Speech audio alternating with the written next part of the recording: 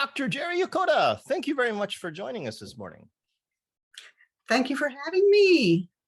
I've been wanting to talk to you for the longest time. I see you showing up on JALT at conferences and stuff, and hosting conferences and presenting at conferences. And I always thought that there's a person that knows her stuff. And I originally wanted to talk to you about the stuff that you normally do, which is stuff on SDGs. And I think you're part of the Gale SIG and the Gile SIG. Mm-hmm. Mm-hmm. So like, which is always like confusing to me, where I saw you, because they differ only by the one letter. But there's so many things that you do that I thought, okay, this is going to be a really fun conversation. So many things to talk about. So when we finally sat down and started talking about what we're going to do for the show, you said, nah, don't really want to talk about that stuff. That's almost old hat. And I thought, okay, well, what do you want to talk about? And we got onto the topic of parsnips. Now, I'm going to stop talking because people hear my voice too much already. But I wanted to ask two questions. One, if you would be so kind as to sort of, as much as you can, to the degree that you're concerned about it, talk about where this acronym came from, and why you think it's something that you wanted to specifically address this time around. Okay, yeah, thanks.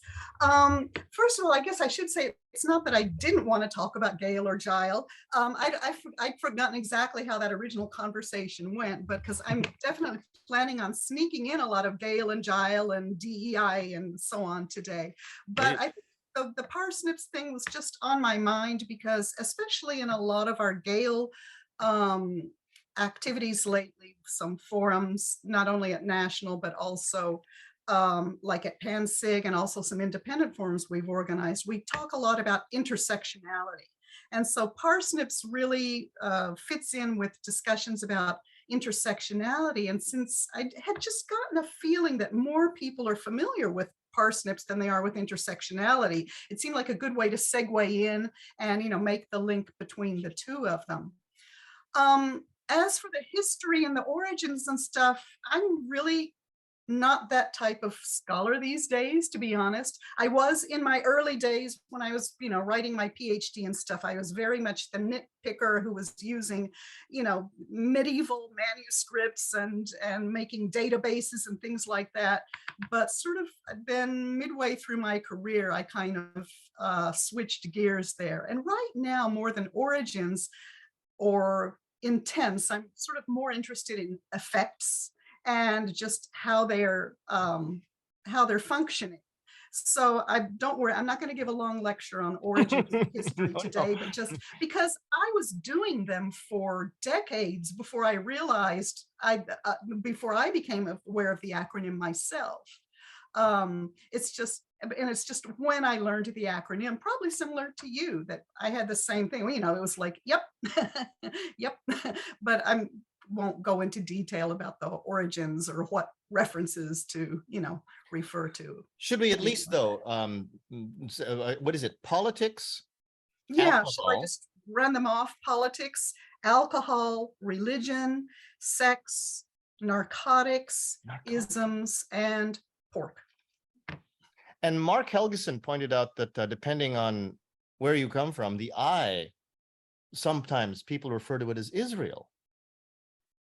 I've never heard that. Me neither. I thought, what? Where did that come from? And it just it made my mind not like out of a total explosion, but I thought, what? Okay, so somebody else has co-opted this entire acronym to bring their own agenda to it. But then the whole idea of agendas and taboo topics, I think is just something that kind of is amazing to me. Okay, so when did you first feel that this was affecting the way you were studying, or the way you were teaching, or the way that you were writing, or anything else? When did you first encounter this as something that had a bit of an umbrella effect on you? Right. So, in my original research, like for my PhD, I was doing like comparative literature, comparative culture, and I was doing traditional Japanese culture and, analogies in other cultures, but I was especially working on the representation of gender. Mm. But, I always felt that your vision could get too narrow if you were focusing too narrowly only on gender, that you really had to have an intersectional perspective and make sure to look at it in connection with other things like race, class, religion, and so on. And so when I started teaching, even before I knew PARSNIPs, basically I organized all my courses around the idea of intersectionality, which dates back to the 80s, although it's had a sort of a renaissance in the past decade or so. But my courses were organized around, basically I would do like 4 or 5 of the isms. Basically, I usually did race, class, sex, and then religious fundamentalism. And then, you could add other ones like ableism or ageism, but I started with that core of 4, and that's how I organized all my courses, where I would basically do these 2-week units, where the first week we did an introduction to the basic concept, and then in the second week we looked at specific examples I would try to get the students to look at examples of various regions around the world, and then they would do a final project after they chose which intersection they especially wanted to focus on for a final project. But so I think just hearing that much, you can see how then when I did first hear the acronym PARSNIPs, I felt, yeah, perfect fit with what I'm doing. Mm-hmm. Mm. Okay, just a couple of background points. So you were teaching this to what year students? Third year? It was part of a graduation thesis course. These are first year students, or First and second year students. Yeah. Yeah. and they were I fairly was high level. originally using, a commercial textbook called Peace for Our Planet by a woman named Roya Akavan. And then I used that for several until I moved to the call classroom. And then when I had, easy access to authentic materials in the call classroom, and I didn't really need to use a paper, commercial textbook anymore, I stopped using that textbook, and it also went out of print around the same time. But then I just kept the framework that I had developed through my use of that book, but it was also structured, the chapter structure. And it has been republished since, so I do still use it now, since I've retired from Osaka University. I'm now teaching part-time at other universities where I don't always get call classrooms. Then I'm actually going to be using that text again in the fall semester this year. Yeah. Okay, so how did your students react, or what did you find that was either interesting or something you couldn't predict? How did you find actually trying to tackle this stuff? Right.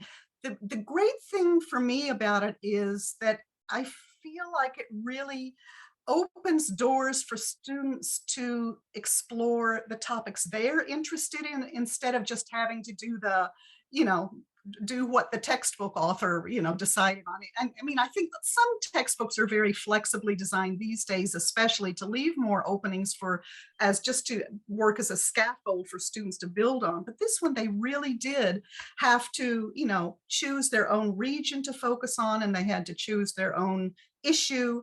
And they came up with amazing things, especially just to give a couple of recent examples. If we talk about climate also, I usually, for isms, I usually put that under speciesism. And so the idea of, are humans really superior to, other creatures on the planet? And so we talk about, the intersection between climate justice and social justice. And the students, I don't have to feed them ideas. They come up with their own ideas, like, in Japan, why are nuclear power plants always built in the, poorer areas, the not in my backyard issue, or for those looking at other regions of the world, those looking at the United States. One student picked up an issue of how a Japanese chemical company also located a chemical plant in a very poor area of the United States, where they started having these zooming, rates of cancer. And also talking about their sense of responsibility as a Japanese for that, and not just pointing fingers at other countries. So those are just a couple of examples of how I feel it makes them take the responsibility to pursue the issues and make the connections themselves. They didn't feel, especially when you're talking about issues in sex or sexuality or whatever else with the kids, that I don't know if you had them in groups, if you did it as project-based learning or task-based, or however however you did it, excuse me. They didn't feel uncomfortable with anything that the other students may have been bringing up, or uncomfortable themselves with the idea of talking about sex, or certainly something like, environmental pollution. I don't think any student would find that particularly uncomfortable to talk about, Right. but stuff like maybe alcohol or sex or whatever else as a classroom topic, you didn't find the students were Yeah. giving any pushback at all. Well, it's always important to have a classroom code of conduct, especially, concerning the protection of privacy, that if anyone, discloses any private issues in this classroom, that it stays in this room, and you don't repeat it. And I mean, people aren't, just shifting into self-disclosure the first week anyway. It's after they've, built up a trust relationship, and usually only if it's a fairly small class. But when sex, I'm usually thinking of sexism, or gender discrimination. And and while I will raise issues of, SOGI, sexual orientation and gender identity, and I may have a unit where we talk about that as, just we start with the general concepts, and then I just see where the students want to take it. So the reason I mentioned that also the PARSNIPs work together with the SDGs is because, for example, SDG 5 is about gender equality. Mhm. But one thing I always talk about is also questioning your sources and not taking any authorities as sort of supreme and, Mm, mm, to be worshipped or bowed down to. mm. So even though I often use textbooks based on the SDGs, or sometimes we'll just use the original 2030 agenda text as raw text if it's an advanced enough class that they don't need sort of textbook style scaffolding. Um, the SDG 5 on gender equality is a perfect example of how the UN politics, not only the issues we're hearing recently about, the Security Council and the powerful countries having their vetoes and so on, but also that SDG 5 is very much treating gender and sexuality as a binary. And it's because, the states that became a party to the SDGs were, some of them, they have their own conservative laws about homosexuality. Sure. And so it's the lowest common denominator, really. So what you can have the students do is question, does this go far enough? Should it go farther? Maybe we had the MDGs and the SDGs. Maybe next time it'll, treat gender as more of a spectrum. So just to question everything, and that's one of the things. And often the students will bring it up before the before I do, that, but I will always, I had just had my antenna up, and, Mhm. about feeling when is the best time to bring that issue up of the binary versus the spectrum. Yeah. Did you ever have, uh, well, how should I put this? When you're teaching this class, I assume that you're teaching it the first year and second year students who are pretty much all homogeneously Japanese. And I just wonder, well, have you had the experience of teaching this to a class and there was a foreign student in it? And Oh maybe yeah. they came from Malaysia or Indonesia, where this stuff actually is aimed to those markets to try to, I Right. suppose the publishers themselves have not just, it seems it's not just a matter of censorship. They're trying to pay a little, at least lip service, I would imagine, to certain more conservative cultures who don't want to talk about this stuff. Have you Mm, had that yeah. experience where the Oh students yeah, from those all the countries have done? time. For example, this is not an English language education, but at Osaka University, I teach in the G30 program, which is all international students. And yeah, I can have a class of 15 students where, from like 12 different countries. Mm, Yeah, including, as you say, countries with large Muslim populations. So, the perspective I always take is we don't want to make these taboo, but we're not promoting any particular, approach to them either. And so what we'll do is not to criticize countries with different laws, but we'll just say, okay, let's all be, as a starting point to, just have awareness that throughout the world, there are countries who have these different, laws, and have the students decide where they want to go with that. Like what if I, traveled in that country, what would I need to be careful about, as a topic that students often take up. But so it's always, and that's why another good keyword when you're dealing with these issues is the idea of positionality. And where are you coming from when you're making these statements? Actually, you remind me of a situation that just came up in a class this week. Is that I mentioned that I asked to try to get the students to, I don't force them, but I encourage them to talk amongst themselves and to try to get a spectrum of the regions of the world that they decide to deal with, in their final projects after they've studied the basics. And so in their earlier warm-up presentations, they will also often first talk about their own country. But then for their final project, they'll, choose a different region of the world. But there you can really, if you're not careful, you have to watch out for sort of nationalistic things coming up.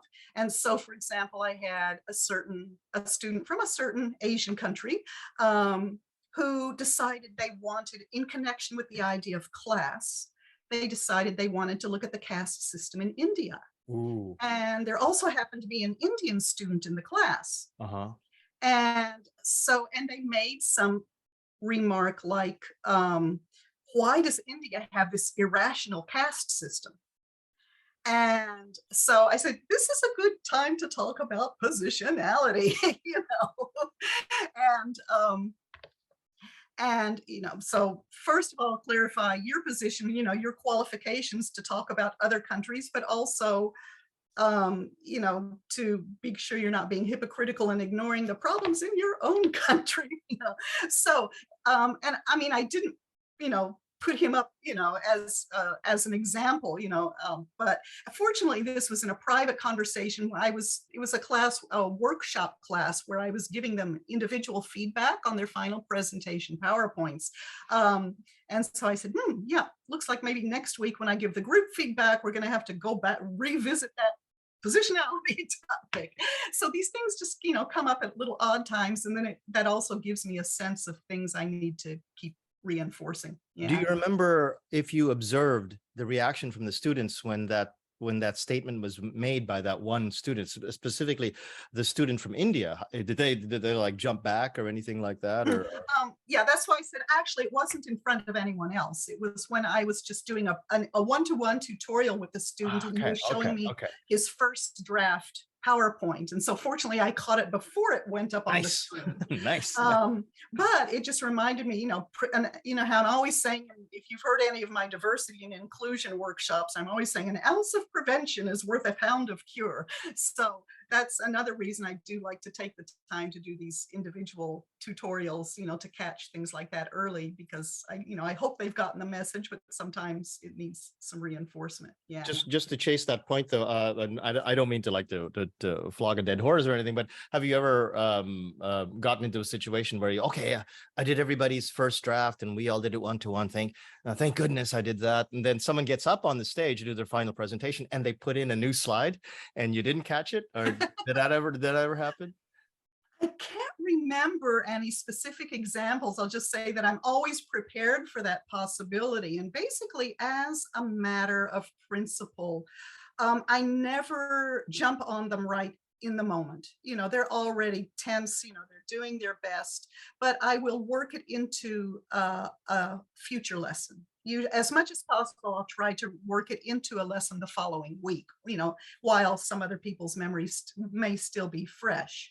And what I tend to do, in the same way that I've often done in my code of conduct work, or in my sexual harassment advising work, is to generalize it.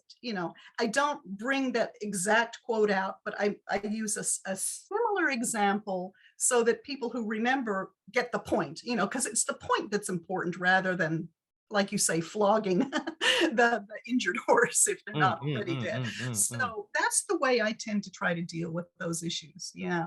A couple of questions that I have. So your students are about what level? About what TOEIC level? What CEFR level are you dealing with here? I'm really good at not good at doing those numbers, I'd say. And also because now, I just retired and I'm now teaching at 3 different universities. Hold on. And so I have it, I have it all fixed at the time I write my syllabi, and then I kind of forget it. Okay. I'd say, where the place, Osaka University, I taught for like 50 years, they used more TOEFL, and they're just recently just switching over to like CEFR, and they never used TOEIC much. They usually did more TOEFL, and I don't know if that's true of a lot of national universities, but I think they were like around 450 for the 450 TOEFL? Yeah. 450 TOEFL.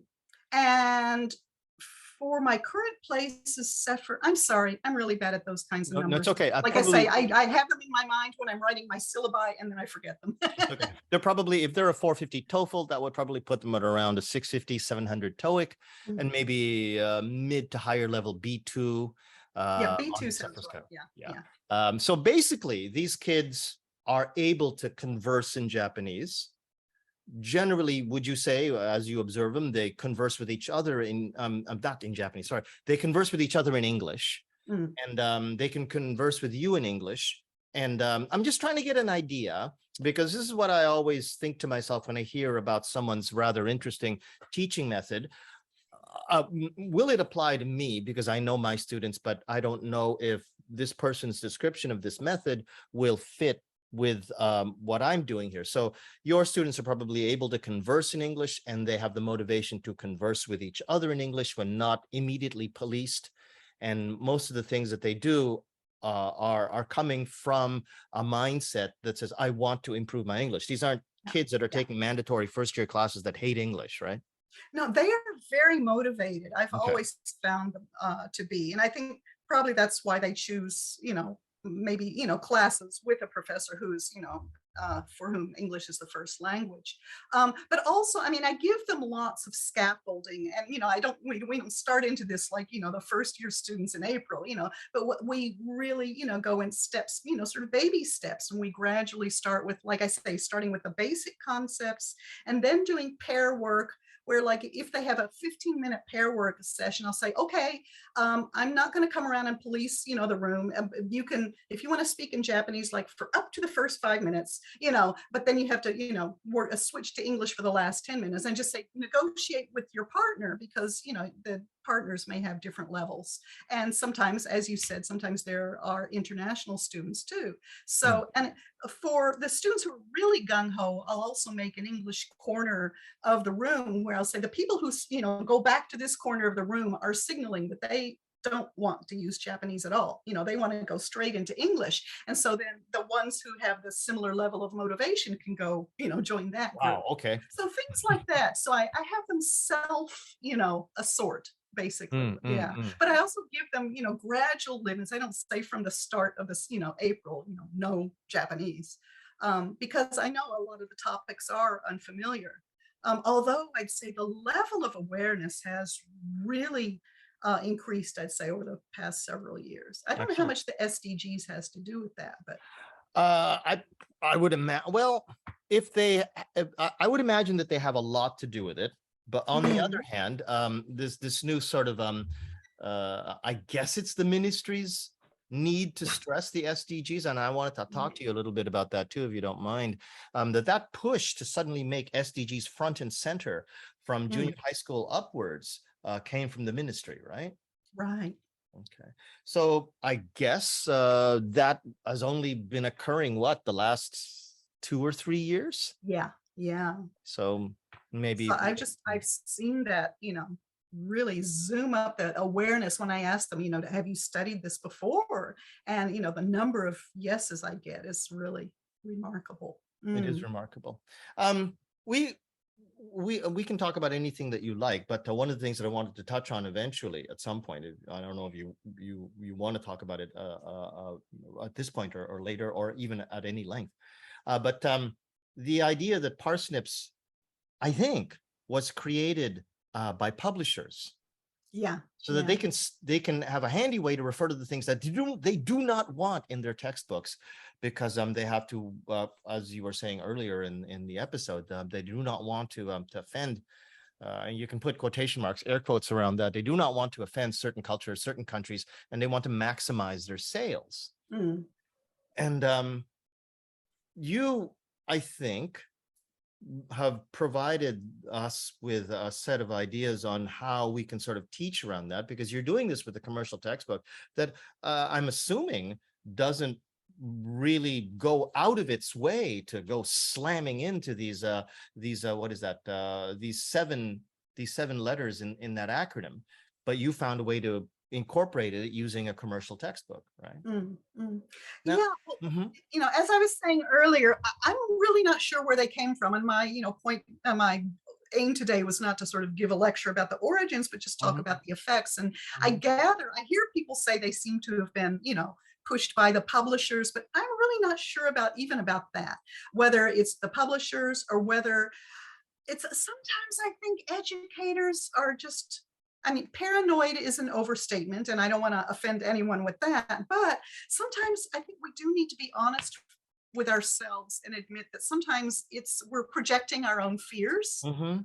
rather than, that it really might have not been in publishers, and maybe we shouldn't be scapegoating the publishers, because as you say, some publishers may have their reasons, in terms of marketing and sales and so on. So I'd never accuse anyone else of being paranoid, obviously, or but I would say keep it in mind as a question for self reflection. But actually, in my conversations with colleagues, where I remember the parsnips coming up in conversations was not so much in terms of textbook selection or materials development, or writing textbooks, as it was just with their own fears at their workplace.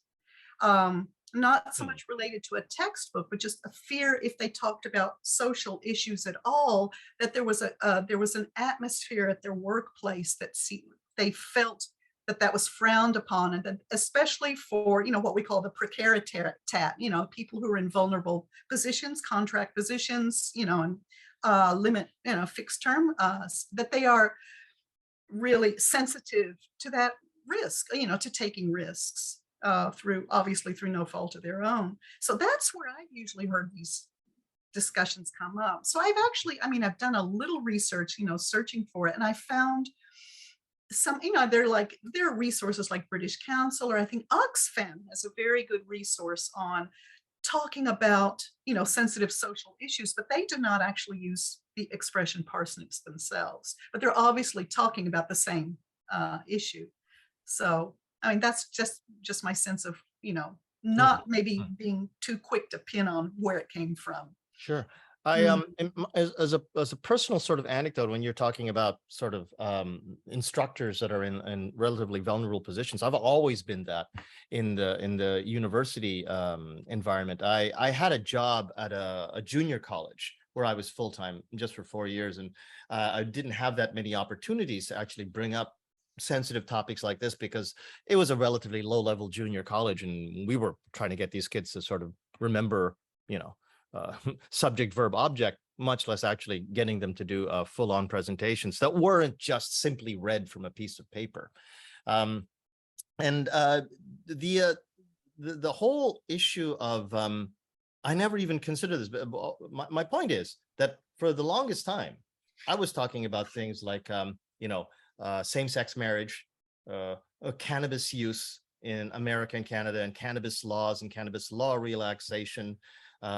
And that led on to a small little thing. And oh, and by the way, did you know that Portugal has these amazing, incredibly liberal drug use policies, because they found in their research, blah, blah, blah.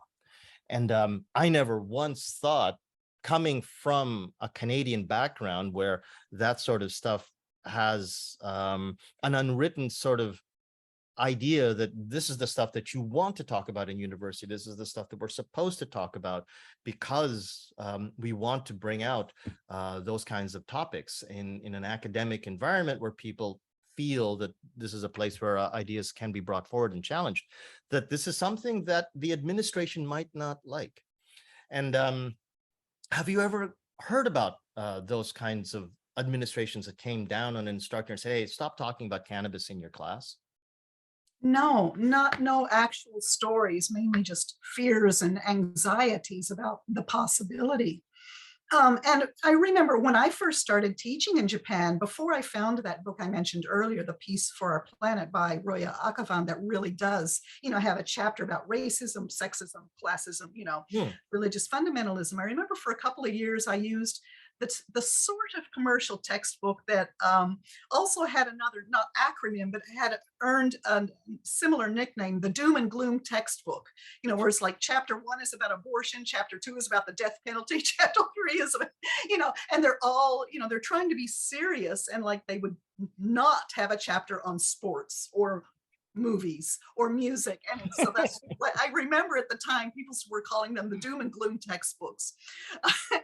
But so yeah, That's these days I really do try to get, a balance there. And so, but that's also why, as you may have heard me talk about in some of the other talks I've given, how I use music in classes every week, and I try to find things that have a, not necessarily a theme song for a particular issue, but I try to choose the kind of songs that are well written to have, a lot of, say, metaphorical expressions, or, poetry that can be read at multiple levels. mm. And so rather than saying having a chapter on abortion or a chapter on the death penalty, to bring in, I think it works better to start with something, I don't like to use the word neutral, but that something has a broader base like the SDGs, and then, start broad and then narrow rather than starting narrow, is basically the way I've, sort of my basic principle of my course design. Any textbook that does not begin with "let's introduce ourselves" would be more than welcome in my classroom. So it starts with like a self-introduction. Wait, this is a fourth year course. Why are we doing self-introductions again?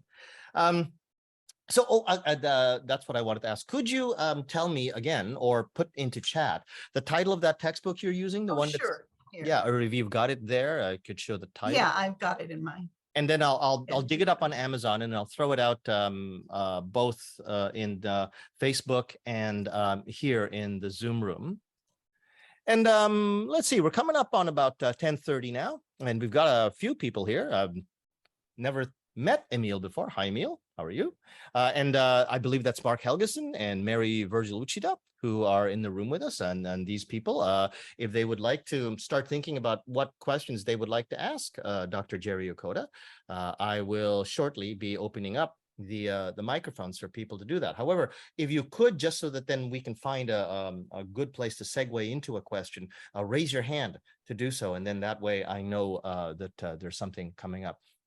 Okay, so Roya Akavan, Peace for Our Planet. Okay, I'm going to look for that in Amazon. Is it easier to talk about this now that the SDGs have gotten prominence in a lot of university and high school curriculums from the ministry's push to bring them forward? Before, was it hard if you actually wanted to talk about stuff that was intersectional, maybe 5 years ago, 6 years ago, when we didn't have the SDGs on our plates as we do now? I guess there's really, a difference depending on the institution. I never felt any pushback about that at Osaka University. I've been teaching there since 1988. And I started teaching intersectionality in, like around 1990, in the 90s. We had a gender studies course starting around, I guess, in the mid 90s. And that went on for, years and years. We published our own textbook. I've translated my chapter of that textbook. It was for a first year seminar, so it was in Japanese, but I've translated my chapter of that into English and have published it in the Gale Journal. And we did occasionally have pushback in that we had some right-wing or conservative Japanese Diet members complain that we were indoctrinating our students, or making them into perverts or whatever by having a gender studies course. And we were actually forced to take it off the university website because it was getting spammed. Wow.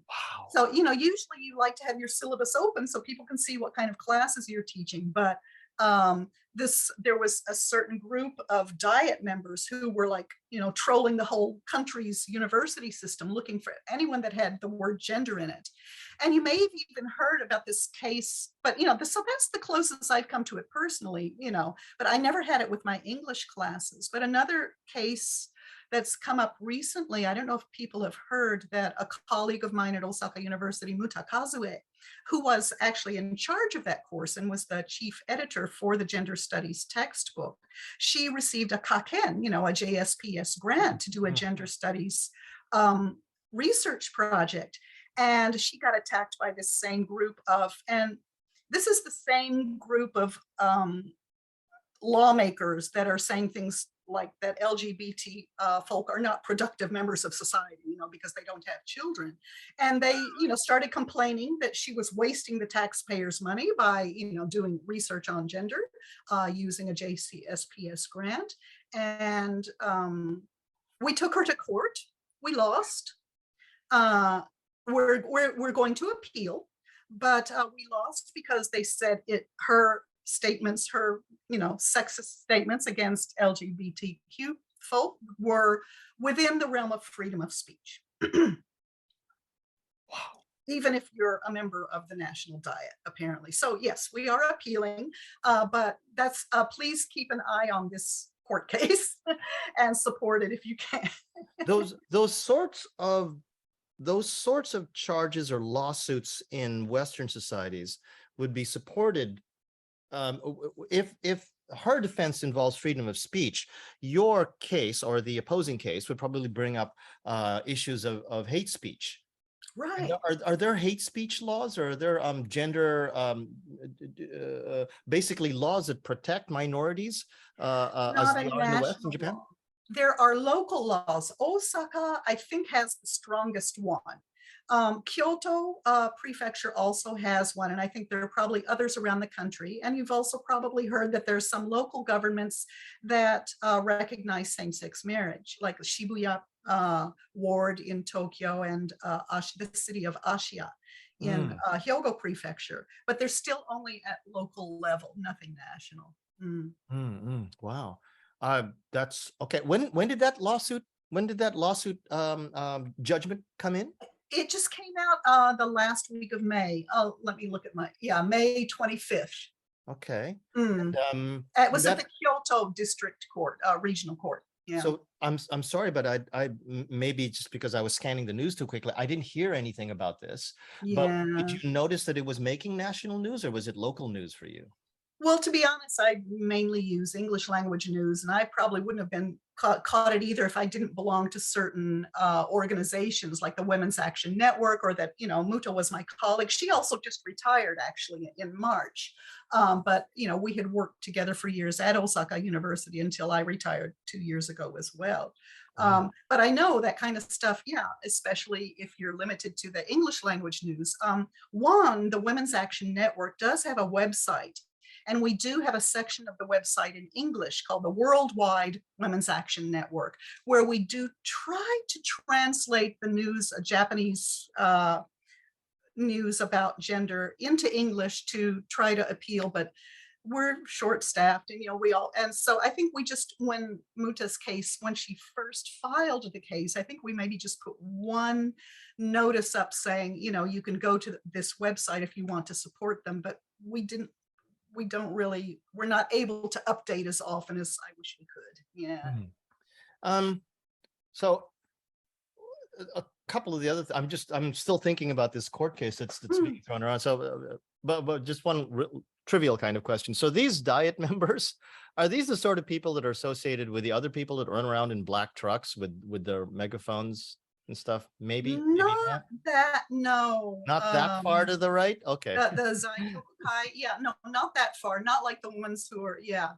These But are National Diet members. these are National Diet members. I'm self-censoring here, Jose. You've heard me Yes. talk about self-censorship Yep. Before, right? Yep. And Thank you. I'm biting my tongue here. I'm sort of nervous about naming names, to be honest, but PM me, Yeah, that's a good idea. People can always PM you. And but on the other hand, if I mean, I think it's very admirable of you to self-censor. One of the other things that I wonder about is if why we are as academics are asked to self-censor, or why we feel a need to self-censor when these are national politicians who are themselves are paid by taxpayer money, who use taxpayer money to enact their agendas against academics. I mean, these guys are bringing up their court case, and I'm sure their lawyers are paid by our taxes to try to push this agenda that they have against open academic pursuits.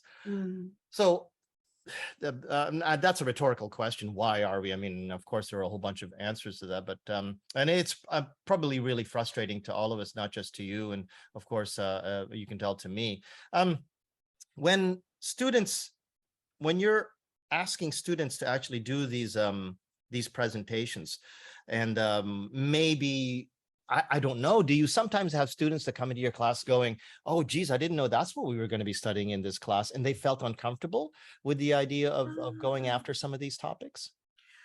It's usually clear enough in the syllabus. So I've never had that, but I always make it clear, this is one of the speech I give in the first day of class in orientation is, I just promise them, I say, I will never judge you on your ideas, or your politics. I only judge you on whether you use good English, to express your ideas. But I also say that you have to demonstrate, in your English that you have read the basic, text, and that you don't just ignore the parts that are inconvenient to you. If you disagree, you have to express, why you disagree. And like I try to choose, texts that present both sides of the question. And also we talk about this issue, I think I wrote it in the abstract for today's talk too, about how I don't use the word neutral. And even when I use words like objective, I always say, let's be careful to distinguish between objectivity and objectivism, which is an artificial idea of neutrality. And I tell them, I said, I'm not neutral. I have opinions, including political opinions. But I just promise you that, I'm not using the classroom as my soapbox to push my views on you. If you ever feel I am, I hope we can develop a trust relationship where you will feel like I am treating you fairly, even if you disagree with me, even if you have a sense that we might disagree about something. And then the other thing I always tell them the first day is, yes, I'm an American. Yes, you should feel free to criticize the United States. If you want to talk about military bases in Okinawa, or anything, that to also there, I hope that we can develop a trust relationship where you feel comfortable expressing those views and know that you will be treated fairly, regardless of your position. So that's the kind of conversation I usually have with them the first day of class. Actually. I think one of the great things that can come from educators like you who are willing to take these topics, and I wish there were more like you, Gerry, of course, because you're a wonderful person, is the idea that, I think for the past 30 or 40 years, or maybe even before that, the whole idea that you should never talk about sex, politics, nor religion in any polite conversation, because, that'll get somebody's uncle all riled up at Thanksgiving, and there you're going to ruin Thanksgiving, or any normal conversation at a house party. You get into that.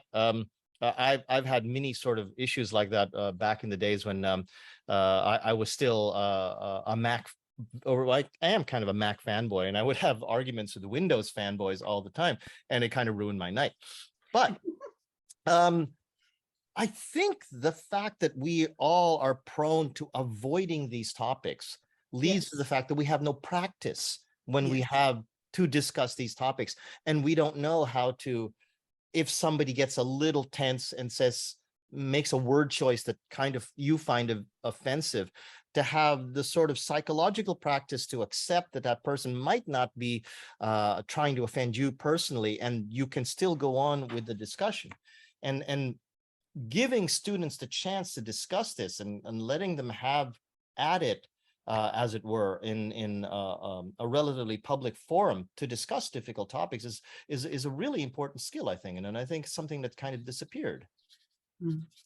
Yeah, so this is one way I try to approach that and raise awareness about that as a general issue is, but when I do my self-introduction in the classes, I tell them, that my field of specialization is cognitive linguistics, and, how the brain works and how the brain processes information, especially I talk about, when they give PowerPoint presentations, how they need to balance, the information that comes off the screen and the information that's coming into their ears.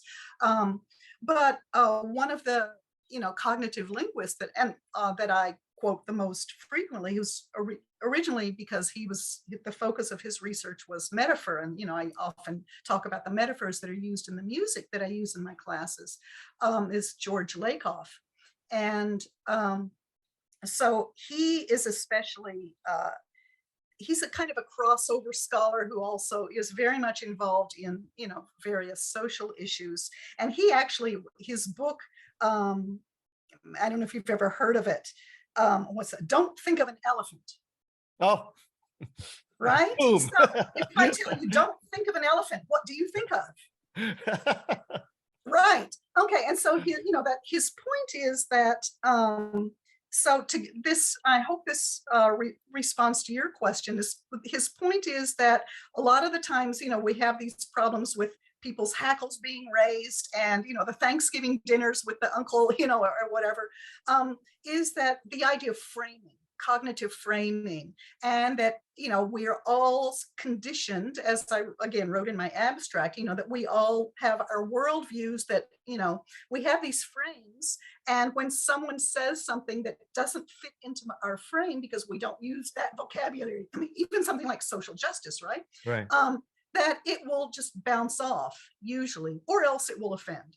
And, and that the worst thing you can do if you really have, if there's really a principle that you care about, and that is that don't let them frame the conversation, and don't try to, accommodate to the point that you end up, entering their frame and losing your own frame. So in Japanese, you talk about the dohyo, right? The sumo ring. Sure. So I would never get in a sumo ring, with a sumo wrestler, right? Obviously, considering my size. But Well, for other reasons, Gerry, that you're idea not of allowed. framing. You're Mhm. not allowed to step into a sumo ring. Oh, that's right. Oh, I wrote about that in my first book, and then I had to write about it again 20 years later. Yeah. I'm sorry, I interrupted you. Please. No. But that's mainly the point, is that so I recommend, and there are, short, I mean, he has a blog as well as his, more academic tomes. But I think that idea of framing and just having students be aware of when they feel this dissonance, so the idea of cognitive dissonance, and when they feel, I mean, obviously it's a really high level skill that I'm not going to really work on in detail with first year, students, but to just be aware of the issue of cognitive dissonance and framing, and so they can take that concept with them into their daily lives, even if we're not going to be doing a lot with it in the classroom. But they can take it, and then they can explore it later when they do have the higher level of skill, or they can, deal with it in their own language, even if they're not quite capable of, holding their own in English in that kind of situation yet. I want to pursue that point with you. We have a comment though in Facebook from Namiko. Namiko, hey. So she says, we were talking about the lack of practice in discussing difficult topics, and she says, I agree. I read somewhere that we no longer have meaningful discussions. We debate, but don't discuss things anymore. So part of the scaffolding that you do, and it's, I mean, when I think of scaffolding, I think about things, okay, kids, here's a Quizlet set with the vocabulary I think you're going to need, and here's some expressions that you're going to need so that then you can do your group presentation well. As part of your scaffolding, introducing things like cognitive dissonance, and what else along those terms of cognitive dissonance do you introduce them, like the idea that not all news sources that you research are actually that reliable, or to understand their positionality, like, and now let me tell you about Fox News or Rupert Murdoch, and do you actually go into to issues like that as well? Yeah, we always have an early unit on media literacy and on, choosing reliable, trustworthy sources, and not just the first thing that pops up in your Google search, right? And I do, in the earlier stages of the semester, at first, I will often just recommend, not require, but I'll recommend 2 or 3, trustworthy websites, and even with, although they all have their caveats, of course, and I'll have them work within that. And so, especially in a class on the SDGs, then I'll often use something like the United Nations Information Center, or the Global Goals, or sometimes more of a sort of an NPO type website like Global Citizen. And so they're very often in connection with the SDGs, whether it's with education or with peace, justice, and strong institutions, or wherever, they will often themselves find an article, for example, on fake news, even on a United Nations news website, for example.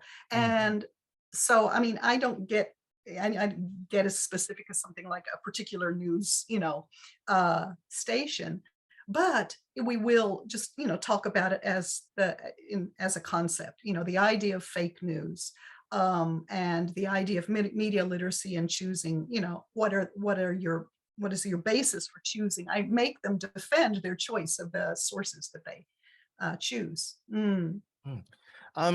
What do you basically, what do you think is in the future for teaching the SDGs, or teaching PARSNIPs in classrooms themselves?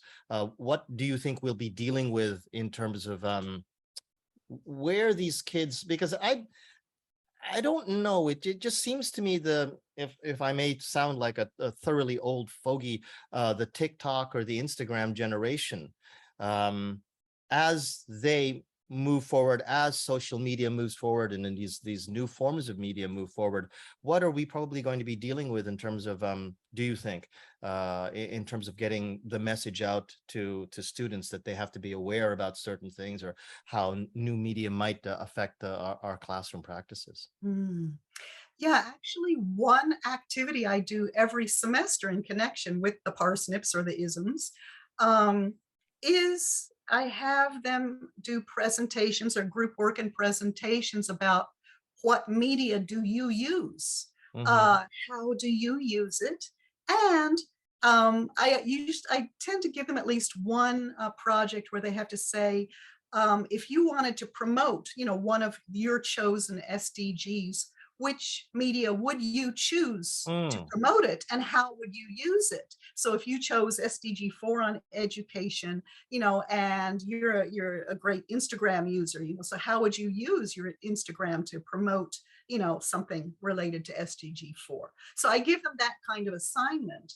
And then that helps me keep a finger on the pulse of what kind of media they are using and how they're using it. And also to, have them, the students themselves, become more aware of what they're using and how they're using it and how much time they're spending on it, and so on.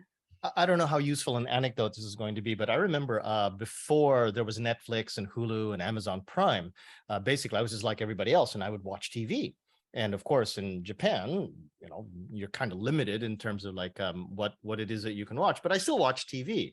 And I would know that there were these TV shows, and I would watch certain ones, but it also helped me keep an idea about what kids are seeing on music shows and stuff. So when we go into the classroom, I know what they're talking about when they're talking about this group or this celebrity or this comedy team.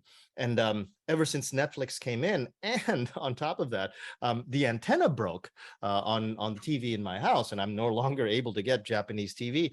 It brought me out of the loop. in terms of what these kids were saying. And when we were talking about TV shows or music, I was going, well, who's that? And they go, oh, Mr. Cruz, you don't know? This is like the newest comedy team, or this is the newest idol. And it put me at a disadvantage in terms of my ability to actually relate to these kids when they were talking about the things that were important to them. And I think I need to patch that up a little bit. And I think that's something that a lot of us maybe forget, that if we keep ourselves cloistered to Netflix, English TV shows, and we don't pay as much attention, of course, it's hard to read manga if you don't read Japanese, but to sort of try to stay in touch with what these kids are doing, I think it's important. I encourage again the people in the room, if they have any questions. Emil, thank you for joining us. Do you have any questions, sir? Mark, Mary, and anyone who's still watching us on Facebook, if there's anything that you wanted to ask Dr. Gerry Yokota. Emil, did you have any questions at all for Gerry? Go ahead, unmute you. Oh, by the way, everybody can unmute themselves now and just bring their question to the front. Go ahead, Emil. Actually, I just wanted to talk about that go back to where you talked about people being uncomfortable with the topics in your classes. And I know you talked a little bit about positionality and dealing with differences of opinions, but you clearly said that you are not neutral on many topics. And I'm sure, as we all know, that even young people are able to notice that intuitively. Mm. How do you deal with a situation where a learner is perhaps trying to couch their opinions to deal with not disagreeing completely, which is quite common here? I mean, they're not actually expressing their ideas in a healthy way because they're couching their opinions so that it aligns with yours. How do you deal with that? Good question. Yeah, I usually try to turn that into a future lesson, as I mentioned earlier in other situations. And what I will try to do is then the way I will work it into a future lesson is to use a similar situation, not exactly the same situation of a topic. And then when I was saying scaffolding, what I would do was, even if it's like, I don't know if this is a good example or not. Hold on. A specific example is that, especially being active with Gale and gender awareness in language education, I'm sometimes concerned with the way I hear people talking about they're trying to introduce gender issues in their classes by just kind of throwing a sexist song or a feminist song, either way, at their students and saying, what do you think about this? And if you don't give them any sort of scaffolding, whatever, to talk about it, they're going to revert to lowest common denominator, right? So when I say I give them scaffolding, I don't mean to indoctrinate them to give the correct feminist, comment about it, but rather I give them at least three choices, and I say, okay, so this would be, one response that you might hear and that you might need to engage with in the future. And, so I just give three examples rather than just throwing something at them and saying, what do you think about this? So in that case, I would talk, I think I have a very early article about that might be a little outdated now, but something that I wrote for the Journal of the Cyber Media Center at Osaka University, where we talked about sexual harassment in the classroom and how students had to be very careful not to ask very indelicate questions just due to the low English language level, like in a pair discussion. So don't, if you're a male student and you're paired with a female student, don't turn to her and say, have you ever been sexually harassed? Just because you're capable of, creating such a question in terms of the level of your grammar and the vocabulary you've learned, So we do have, as I was saying earlier, a sort of a code of conduct.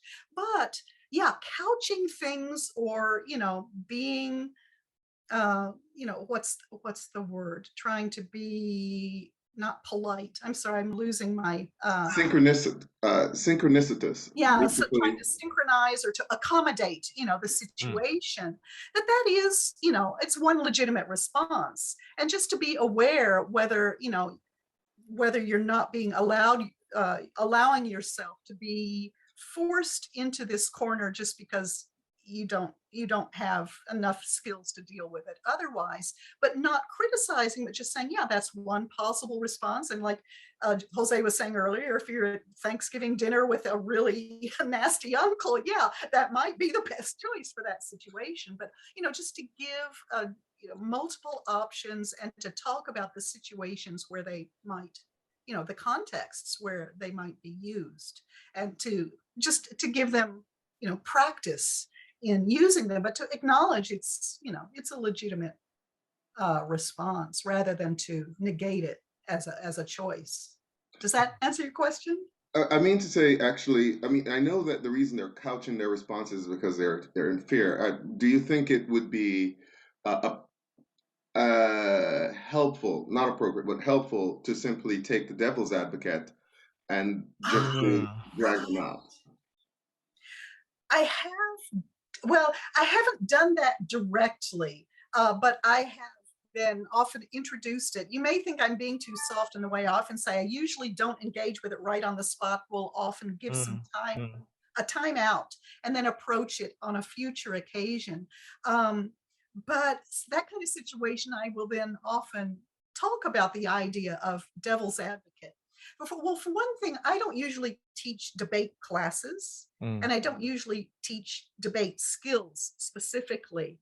In my classes, even though we're dealing with a lot of these controversial issues, when students design their group projects or their group presentations, or even in their various group discussions in the classroom, I tell them, that debate or that discussion doesn't always mean debating pros and cons, for and against, that you can also have a cooperative discussion where you're problem solving and you're trying to come to a mutually satisfactory win-win kind of situation.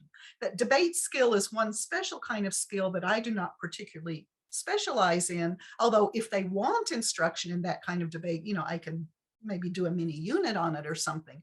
But I guess my classes tend to make, I don't know if this is good or not, maybe I'm not preparing them for the real world well enough, but I do tend to have more sort of cooperative problem solving, win-win mutual solution kind of activities. I think if not framed properly, I mean, when a class is labeled in the curriculum or listed in the curriculum as a debate-centered class, you're going to learn debate skills in here. That's, of course, what the class is all about. But when we bring in a lot of debate style objectives and lessons and curricula in a classroom that is centered on the idea of debate and maybe just straight out devil's advocacy, I think sometimes, if not framed properly, students will think, as you were saying, Gerry, that that's kind of the be all and end all of what discussion is all about. And in the case of trying to talk about difficult topics, it's a very sort of gray zone, that mushy sort of center. You can see this, imagine this sort of dynamic yin yang shape, trying to give a little bit, trying to take a little bit, and then return to its original sort of harmonic shape, is something that is not, I think, easily, it's not easy to adapt debate, because debate is about winning. And debate is about scoring points and, striking blows practically, verbally, against the other side. So I think it's really hard to do what you do, and it's quite admirable. Yeah, as an American, I may be too sensitive to this idea of just how, debate, I mean, how the things have gotten so polarized. Right. And so this, win-win sounds very nice, but if you're not careful, it could end up just being avoiding conflict, right? And so I think maybe, Emil, that's maybe the point you were sort of trying to get at there too, is, if we're conditioned too much to be polite and to avoid controversial topics, and if the classroom unconsciously replicates that kind of atmosphere, that we are not equipping our students maybe responsibly enough for the real world, for times when they do find themselves in polarized situations. But that's why I do find, at least as a gesture towards that, even though it's a very high level skill, I do find what I was saying earlier about George Lakoff's idea of framing, and it's not only his idea, but I am interested in his particular iteration of it, that gives them they have the concept that they can take with them, even though we're not dealing with those kinds of situations so much in my particular classroom. Mm. Like, I find it necessary to kind of give them the skill to explore the ideas that Yeah. they may not have grappled with, maybe Mm. because they don't have the skills to do it Mm. whatsoever. But I also know that there is an incredible fear of expressing any idea whatsoever. Yeah. And so everything is in your head. And as I've always said, that everything in your head makes no sense until you put it out into the ether. Yeah. I mean, I can have conflicting ideas simultaneously in my head until I say it out loud, and I'm like, oh, wow, that's kind of stupid. But I'm sure it's not stupid, but oh, okay. no, I have lots of thoughts that are stupid until I put it out and I go, oh, wow, yeah, I should really revise that.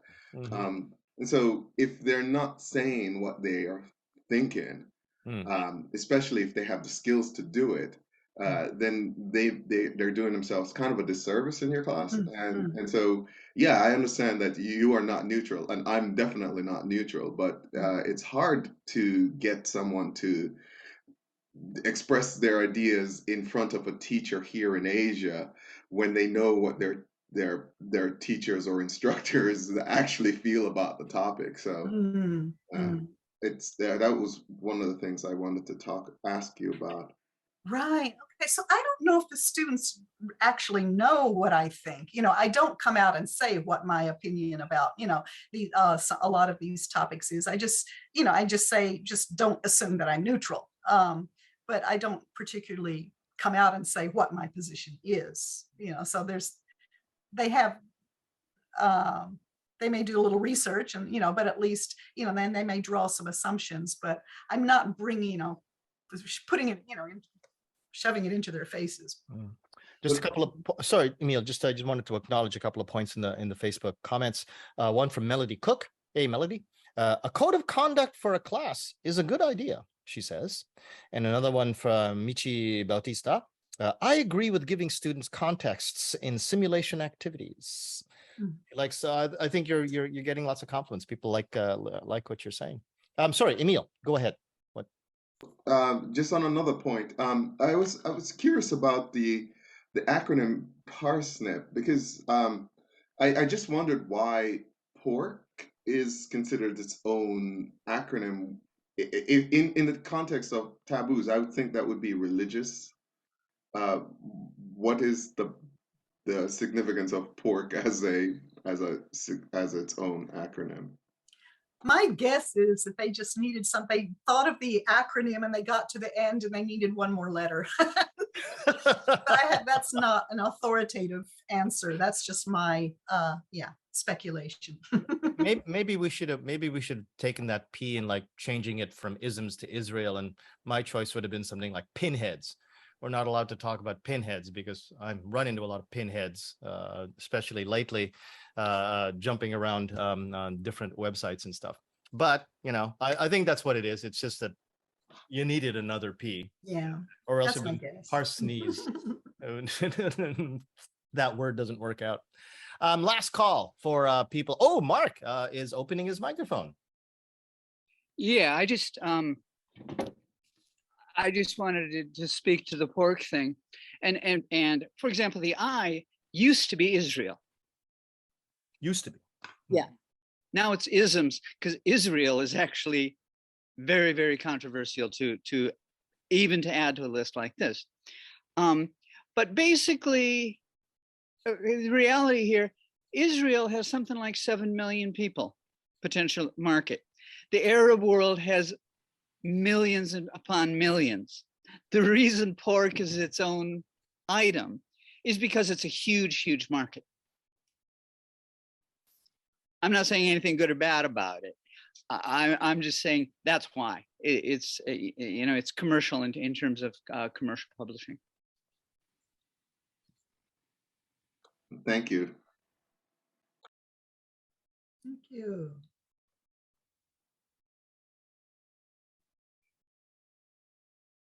Oh, we seem to have lost Jose. Gerry, another point. I'm not nitpicking at all, but I kind of wondered how there's a move to this new move to institute SDGs into the classroom. How effective do you think that is, at least in affecting English language proficiency? For me, it's just a very simple, general scaffold that I can use as a jump off point. And it helps me establish the level of the class and the level of, the degree of the common information that the students are, and the common vocabulary that the students are coming out with, coming into my class with. And then I just find it easy to build on and then to expand from is the main reason I like to use them.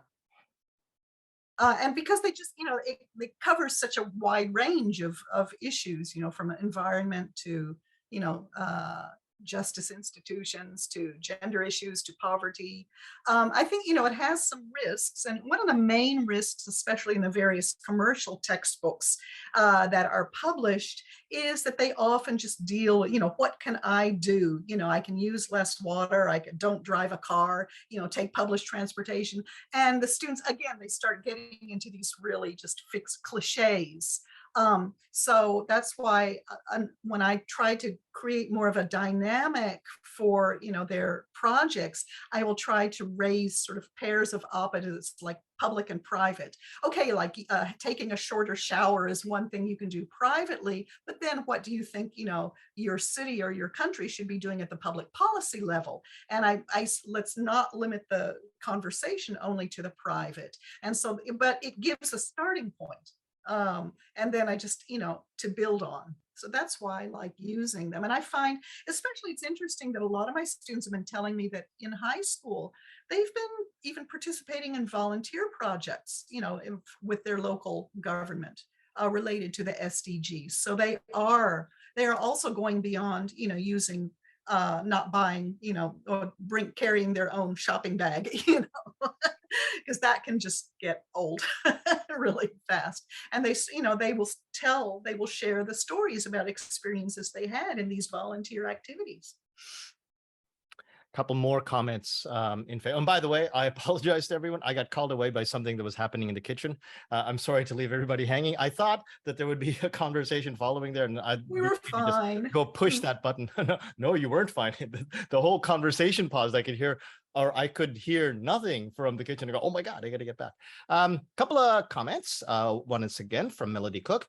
In debate courses, I constantly remind students that their success is based on the ideas and is not personal. I sometimes get them to find support for ideas that they disagree with. Linda Joyce says, how about using pork for veganism, food, or speciesism? Actually, how do you, do you approach that, the last P in Parsnips about pork at all? I don't use that as a scaffold in terms of the way I organize my courses. As I mentioned earlier, I usually use race. My starting core, my set of 4 is racism, sexism, class prejudice, and then religious fundamentalism. And then the students may go on and add, they always have to discuss how they see 2 of those intersecting. And sometimes the students themselves will bring in extra units like on ableism or ageism and so on, and speciesism. So one thing about the book I mentioned that it, at least in the original version, it didn't have anything, or it didn't have a completely independent section on like climate justice or environmental issues, although they were dealt with indirectly. So I actually did start, even when I was using that book, I was creating an independent unit on environmental issues and so on. So I do bring in, I tend to use then to make it fit the isms, I would use speciesism. Yeah, but since I've never organized a whole course on like PARSNIPS, to me that's just a collateral, kind of an acronym, a symbol. So in my early classes, I'll I'll share it with my students as a kind of a joke, Mhm. and just as a kind of a mnemonic device Mm. to help them remember that, yeah, that we don't want to make anything taboo, but that also but that we do need, rules and a code of conduct, as well as, some awareness about how to approach them and not just to use them for shock value, which unfortunately I see that happening sometimes too. Sometimes does. Of those four that you do sort of move into, which one do you Mm. find it, or which one? Okay, just I'll say it. Which one do you find is generally the thorniest, or are any of them particularly more thorny than the others? Oh, let me think. Just from recent experience, um, not thorny in terms of having difficult or having like conflicts among the students and so on, but when I do the issue on classism, the text I use for that actually, um, because I can't just use, the Akavan book, every semester with every class, I have to have some variety. So some of the other resources I use are like sort of glossaries or dictionaries, like a cultural studies dictionary, that has the similar chapters they're more like dictionary entries. And I will deliberately try to use British cultural studies sources to get out of my American, centered position.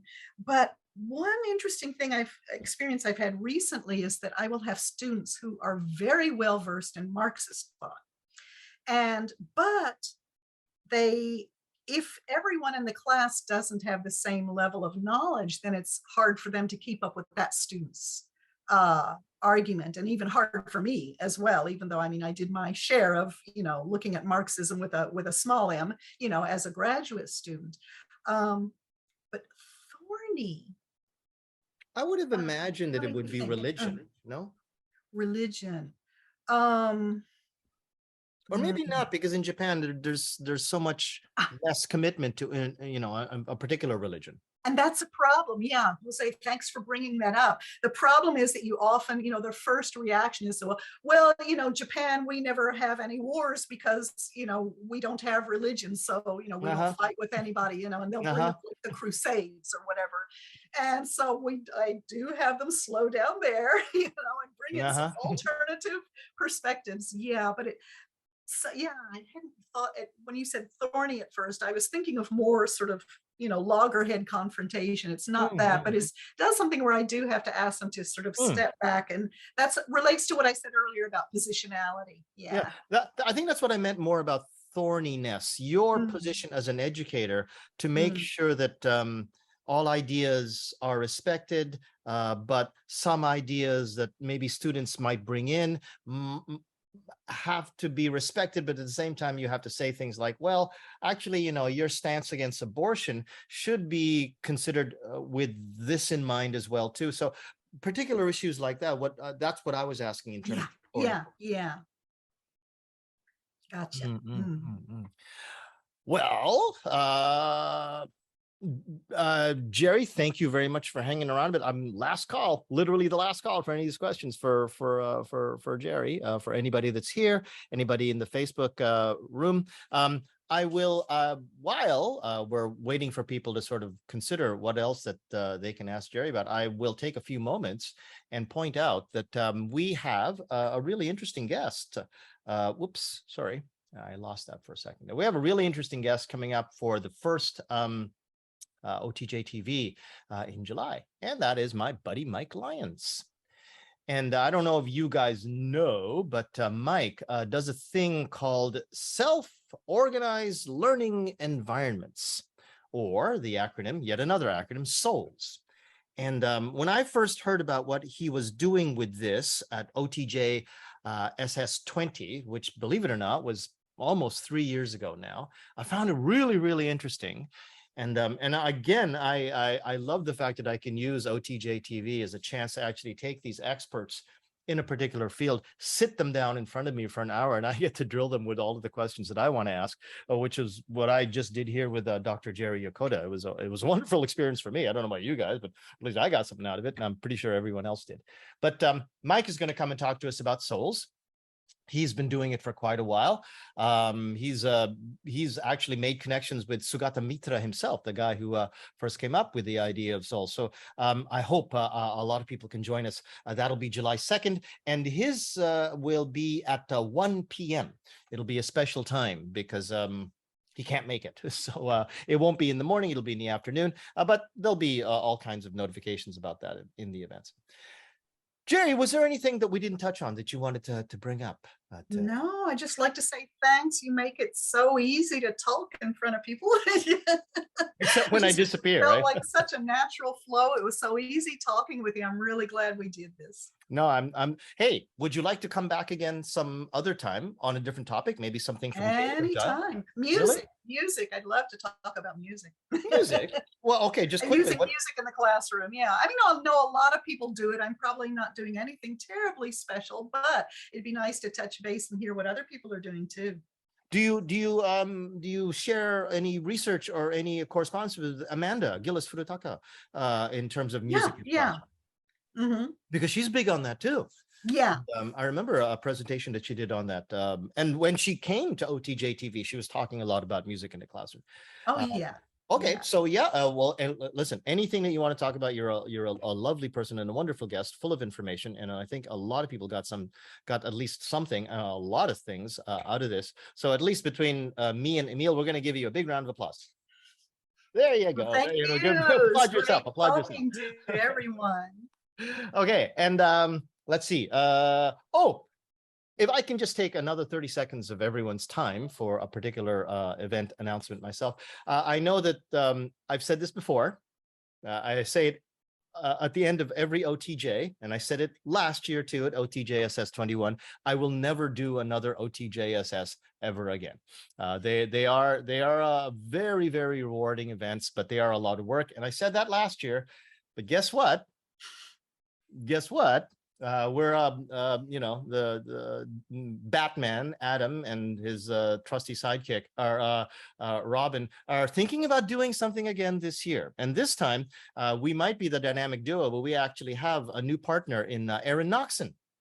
Aaron Noxon is going to be our front person for this particular version of what may or may not be called the OTJSS 22, but it's basically going to be a conference over one day that involves getting improved. The theme will be improved communication between all levels of English conversation from K-12 all the way up to university. How do we get university instructors to talk more with ALTs? How do we get JTEs to talk more with ALTs or that word, the N word, the native speaker teachers? How do we get more coordination at all levels so that we are all pulling together on the same rope? That's what Aaron and Adam and I want to try to put together in terms of a theme for this particular single day mini OTJSS. And I would like people to keep an eye out for it and perhaps participate. I see Namiko is already like going woohoo for that, because she's one of the people I would actually like to talk to. And Emil or Gerry, if you're at all interested in, if not participating, coming to watch some of what I think will be great presentations, I would really welcome that. Actually, something I might be able to contribute or just stick this in your ear to get someone else to talk about is for many years at Osaka University, I taught in the Open University. I taught high school teachers who were, they have to renew their teaching certificates, and so that's one way they can do it is by taking some of these Open University courses. And so for me, that was a great way to have a chance to communicate with high school teachers and, to get a better sense of the transition, where our students are coming from when they're coming into for me as a university teacher. So, that's just one transition, but the transition from high school to university, that was a really helpful experience for me. And I'll try to encourage all my junior colleagues to say, at your university, if you have a chance to participate in those kinds of open university programs, that you can really learn a lot about your students from them, as well as. So you were running seminars for high school teachers to get your experiences in your university classes. How, when you say participated, how did you participate? Well, it's just that because I gave the oral communication unit, which is, a chance for the high school English teachers to then improve their English language skills and, and to renew their certificate. But it was also, instead of just giving them a topic like, a doom and gloom topic like abortion and to bring death or whatever, what I would say, okay, let's talk about, what you are giving your students to prepare for university, what you hope I will be giving them when they get into university. Right. And, to try to bridge the gap. How can we bridge the gap? And that was my perennial topic. And so it was always great. So it was mutually rewarding, I think, because they knew what, and so I would give them a back to school for a day. And I would, often give a demonstration of a university class and they could feel like, oh, they're back in college again. But then, we would build on that to, so what are our students, being prepared for today, and how should we be, helping them make the transition, that kind of stuff. We are literally thinking of naming this particular mini OTJSS 22. We are literally thinking of calling it Bridging the Gap. So, wow. Like minds, definitely. Hey, can I interest you in thinking about doing maybe a 30-minute presentation? Yeah, let's talk. Oh, hey, everybody. Dr. Gerry Yokota is going to be coming and presenting at this. Oops, we didn't make a non-disclosure agreement here. Oh, well, too late. I will keep my word. Too late. I'm not going to pressure into you if you can't do it, if the schedules clash or whatever, of course. But it would be so wonderful. Another previous guest on OTJtv that is like you in the sense of doing training with high school teachers is Charlie Brown, and I'll be approaching him too and see what we can do to get people like that, established scholars, established academics in with ALTs who can tell their stories too and talk about what they expect and what they find difficult, not just as a bitching session, because I know that people need to release their stress, but I want this to be practical. I want connections to be made. I want people to not just say, oh, but I can't do this and I can't do that, but to go beyond that and to start promoting the creation of solutions. All righty. Okay, no one took me up on the chance to think of a question to ask Gerry. So one more round of applause before we say goodbye. Thanks again, Gerry. Thank you, everyone. I'm going to be turning off. Oh, there's Mark. Okay, there's Mark. He's going to join in too. I'm going to be turning off the live stream now. So last one. Thanks very much, everyone. Have a good afternoon. Bye-bye.